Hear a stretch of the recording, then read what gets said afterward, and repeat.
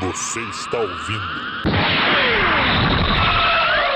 Dois Nerds e uma Bíblia, seu podcast de teologia e cultura pop.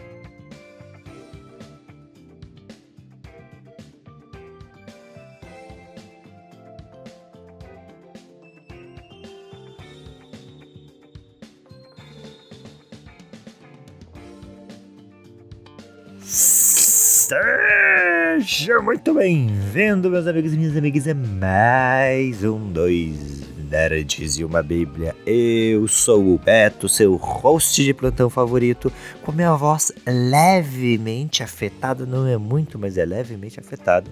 E aqui comigo, meu amigo, meu guerreiro de temperaturas bizarras comigo, o Lucas. E aí, pessoal, bom dia.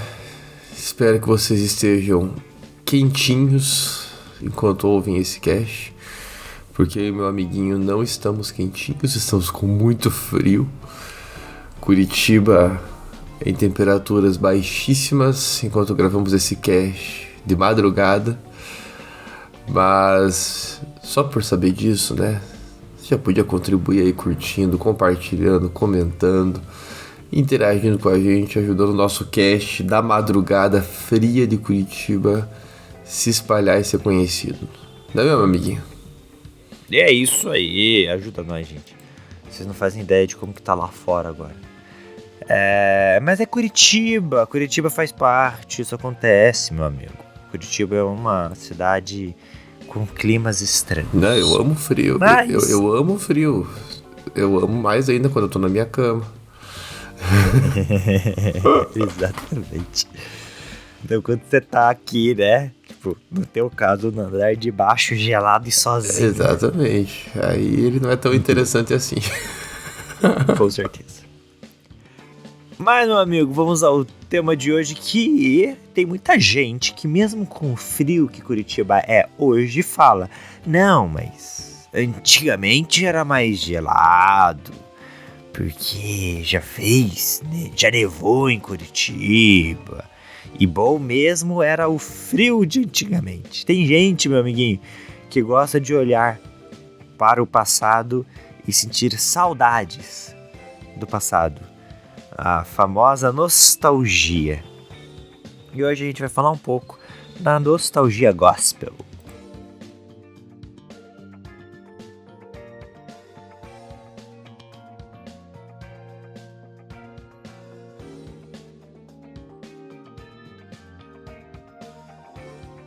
Nostalgia, então, amigo, é um termo que, se eu não me engano, né, as fontes podem ser as vozes da minha cabeça, tá?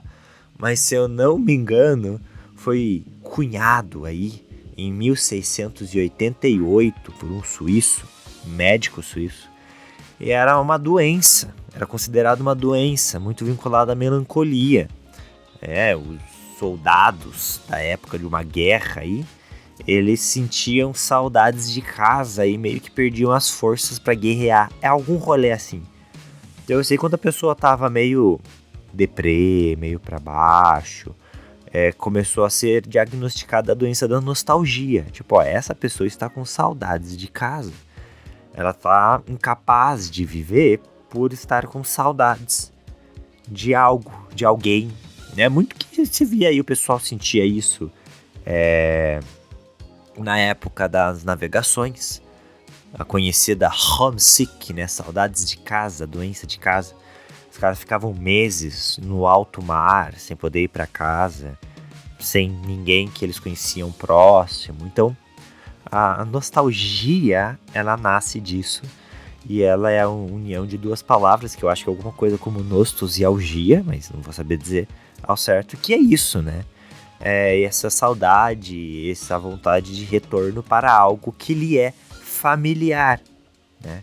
Hoje em dia, muito se fala da nostalgia, das saudades do passado, no sentido de, poxa, tinha tal série, ou eu tinha tal coisa na minha infância, que saudades, que nostalgia.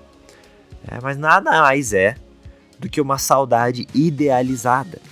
Nostalgia é uma saudade que a nossa mente coloca na nossa cabeça, que é idealizada de uma situação que nós acreditávamos ser melhor ou agradável. Então não é raro a gente ver alguém falando que bom mesmo era no meu tempo, onde a gente não tinha celulares. Porque era maravilhoso você passar o dia inteiro sem conseguir se comunicar direito com as pessoas que você precisava se comunicar, ou sem energia elétrica em casa. Nossa, que delícia. Mas cria-se a ideia de que era bom, né? Então, é uma saudade muitas vezes idealizada e que não faz muito sentido. Eu acho que uma das... hoje, né? Também todas as fontes que eu vou usar são da minha cabeça. Não consultei nenhum estudo da área da saúde ou de quem entende da mente.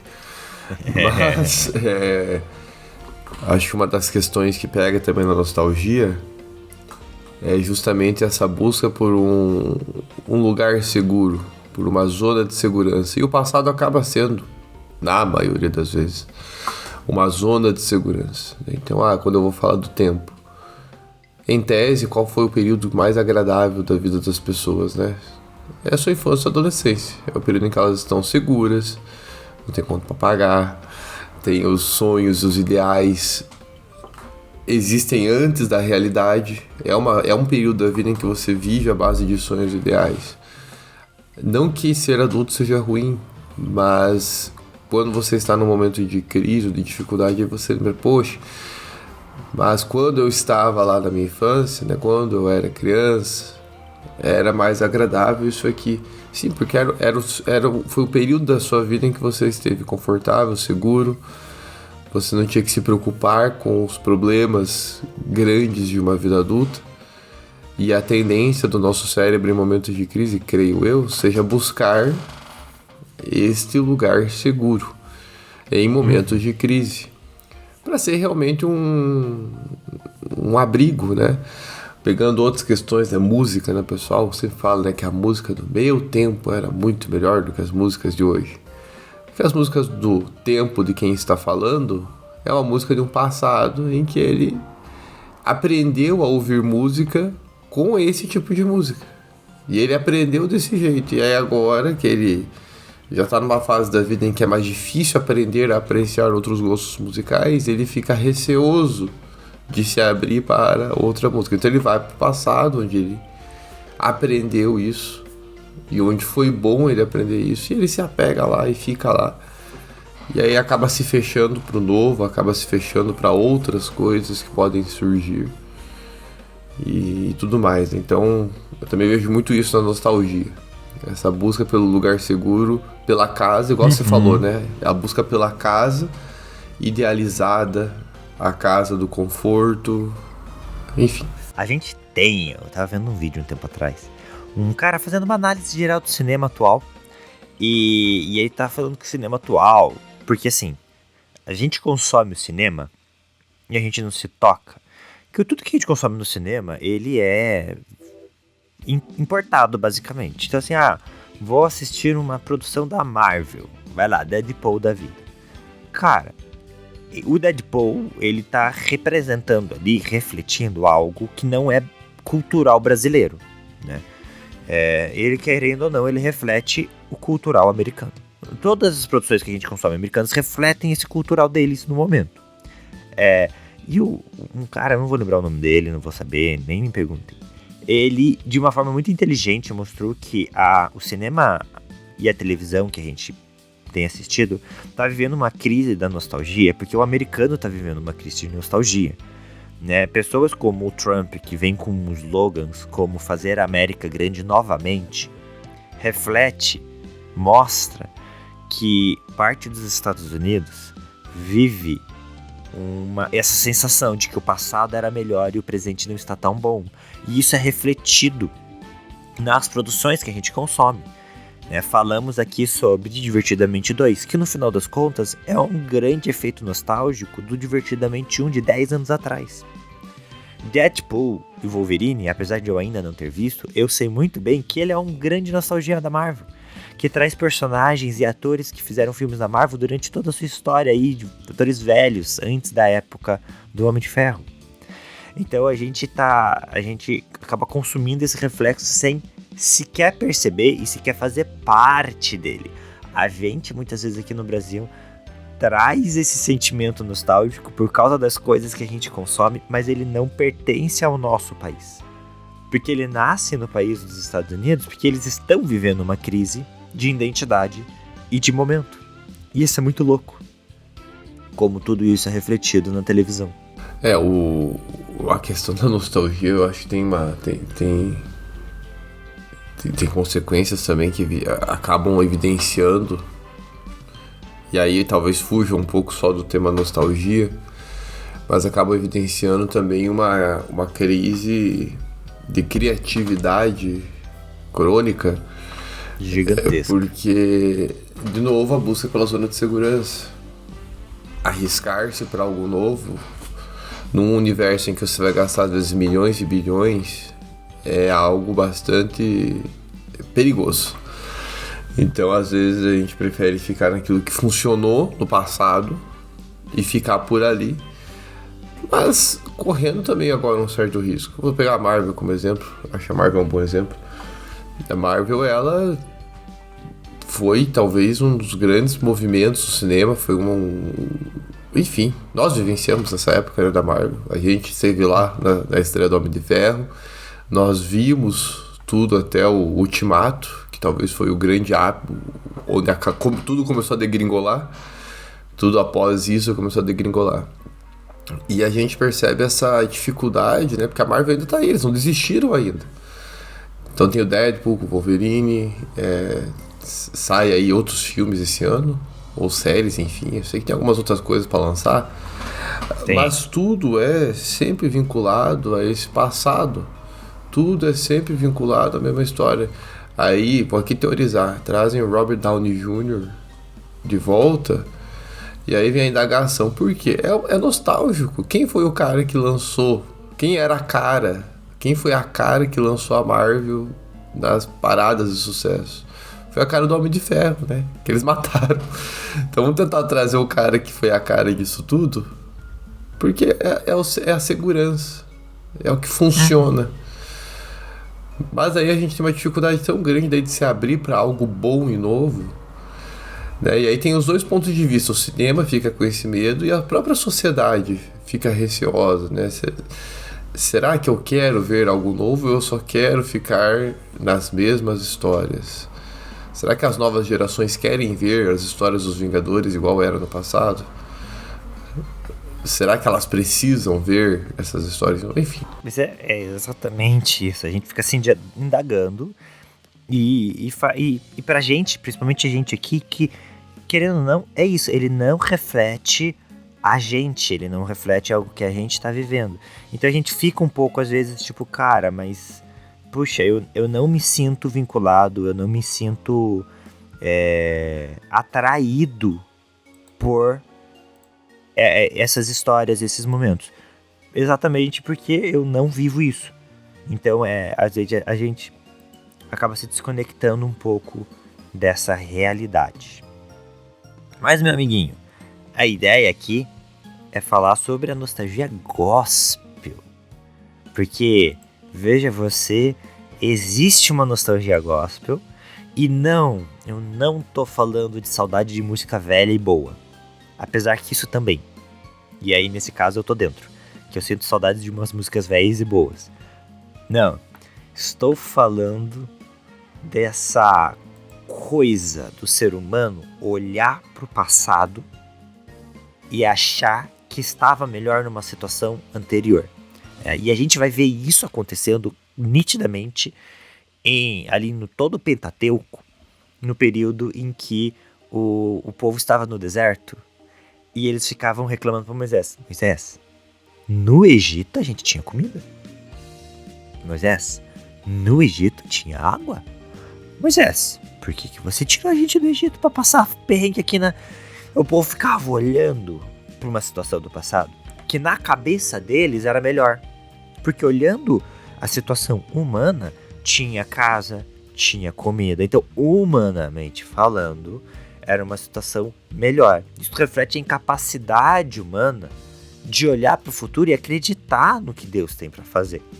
E aí eles ficam presos no passado. E infelizmente a gente tem muita gente vivendo isso hoje. Tem muita gente que acaba passando por alguma crise, algum momento que os crentes raiz vão chamar de deserto. Estou passando pelo deserto, né? E não sei se o pessoal fala isso hoje em dia, mas falavam bastante antes. E aí a gente fica na situação de, putz, tá tão ruim hoje, tá tão difícil. E aí olha pra trás e fica, putz, mas tava tão bom antes. Que saudades do que era antes. Sendo que, às vezes, é um momento que você tá passando pra algo melhor em Deus.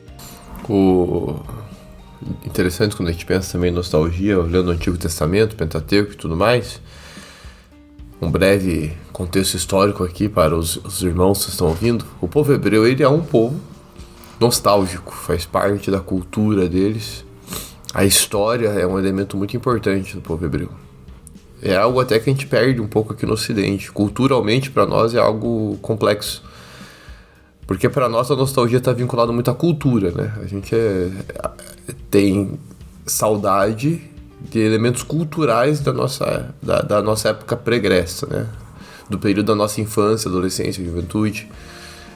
A gente tem saudades dessas questões, porque é onde nós aprendemos a apreciar questões culturais. No caso do povo hebreu, não é só uma questão cultural que eles sentem saudade. De fato, eles têm um vínculo com a ancestralidade deles muito grande.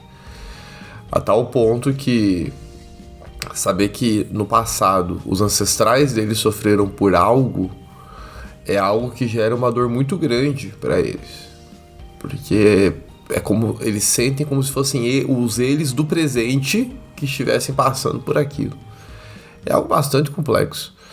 E a gente percebe isso em todo o Antigo Testamento. Então a nostalgia para o povo hebreu é um troço realmente que, se não for bem administrado, é um troço que vira uma insanidade. Vou trazer aqui alguns exemplos, meu amiguinho. Não sei se eu estou adiantando a pauta ou não, mas eu vou trazer alguns exemplos que me vieram à tona do povo hebreu. Exemplos negativos, porque eu acho que a gente vai falar dos positivos depois. Mas exemplos negativos dessa nostalgia. Por exemplo, quando os profetas vão lá e alertam eles do pecado deles, eles falam: não, mas não tem problema nós pecarmos, porque lá no passado Deus os chamou como nação eleita. E nós somos filhos de Abraão. Isso é uma nostalgia totalmente pecaminosa. Eu não me abro para o novo de eu mudar a minha história, de eu voltar atrás nas minhas falhas, e eu permaneço na zona segura do meu passado, que é a minha ancestralidade com Abraão. E a esperança está num elemento do passado que eles não compreenderam direito. É frágil. Deus sabe que eles são descendentes de Abraão, mas eles estão pecando e Deus está alertando. Só que eles ignoram o alerta de Deus porque eles se apegam a algo que Deus disse no passado para o ancestral deles, que eles seriam uma nação eleita. Que é algo que eles estão até na cara de Jesus. Né? Exatamente. Nós somos filhos de Abraão, é o argumento deles. Nós não somos filhos do diabo, né? João 8, somos filhos de Abraão. É uma nostalgia, é uma volta ao passado que não é saudável para eles. E eles insistentemente fazem essas afirmações no texto bíblico. Então, culturalmente, eles são assim, faz parte. E esse elemento cultural acaba sendo contaminado por esse pecado deles. E acaba se tornando uma nostalgia nociva, ruim, né?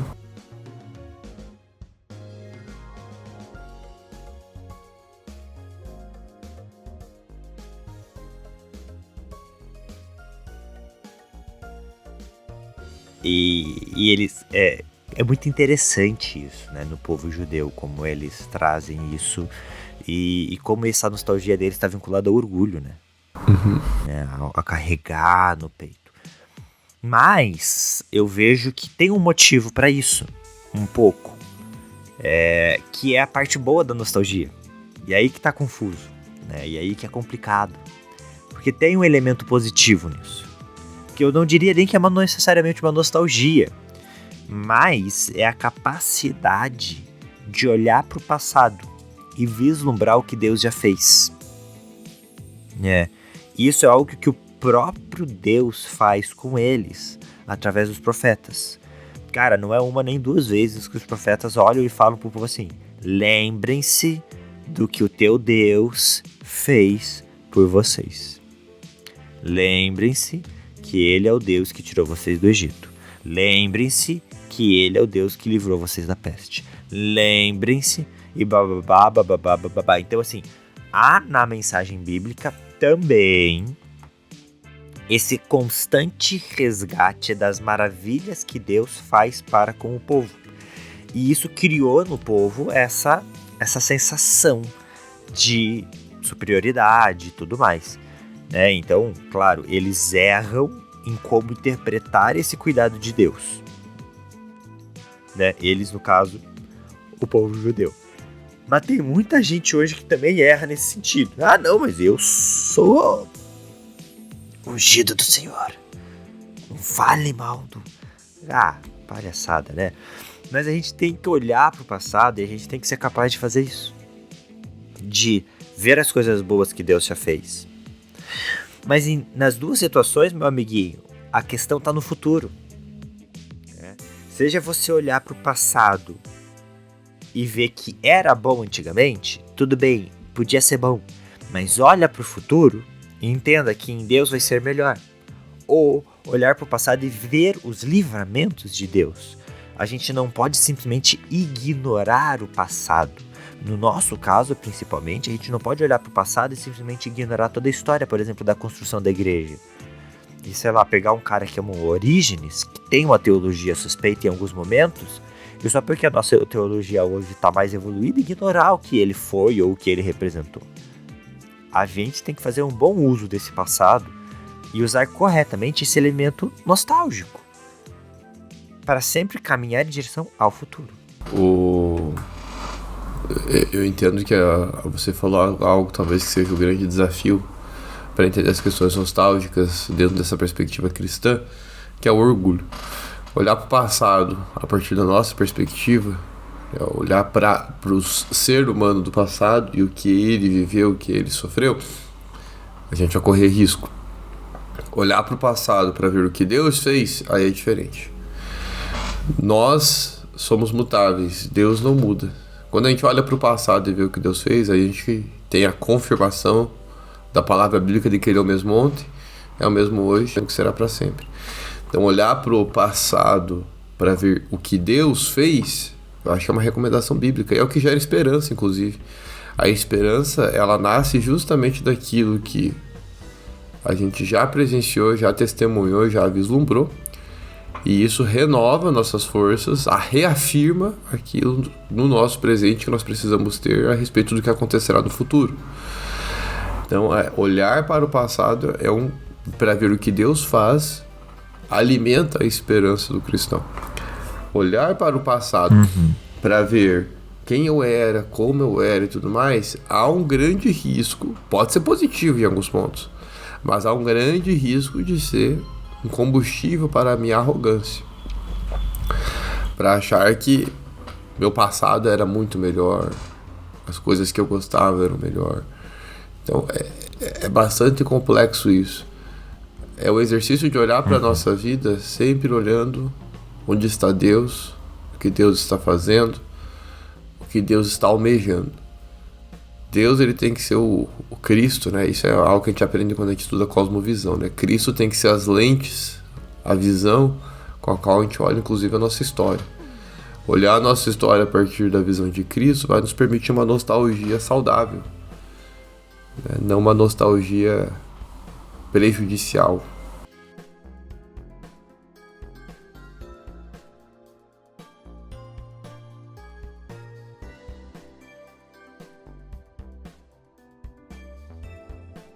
É isso, meus amigos, um pouquinho. Se a gente fosse falar de nostalgia, assim, entrar, por exemplo, no assunto mais nerd, cinema, filme, nostalgia vai embora. Horas e horas falando de nostalgia aqui. Se a gente for parar também para ficar fazendo uma observação mais devocional de tudo que Deus já fez nas nossas vidas, meu amigo, eu aqui tenho muitas histórias. Então, é só pra gente ter uma ideia mesmo de como lidar com isso. A gente está sendo bombardeado diariamente com essas informações, com essa ideia de nostalgia, de passado. Há uma batalha também de gerações, né? Cada geração quer acreditar que o seu momento foi melhor. Ah, bom era na minha época, nananana. Mas eu acho que o saudável é isso. pegar o que é melhor de cada momento, olhar para o futuro e continuar caminhando. E se fosse ter uma nostalgia absoluta, final, uma nostalgia máxima, seria a nostalgia de estar na presença de Deus como era no Éden, ou até melhor do que era no Éden, porque agora estaremos na presença de Deus, feitos plenamente sua imagem e semelhança, cordeiros com Cristo. Então, ficar com esse sentimento de nostalgia, de desejo de volta à presença do Pai.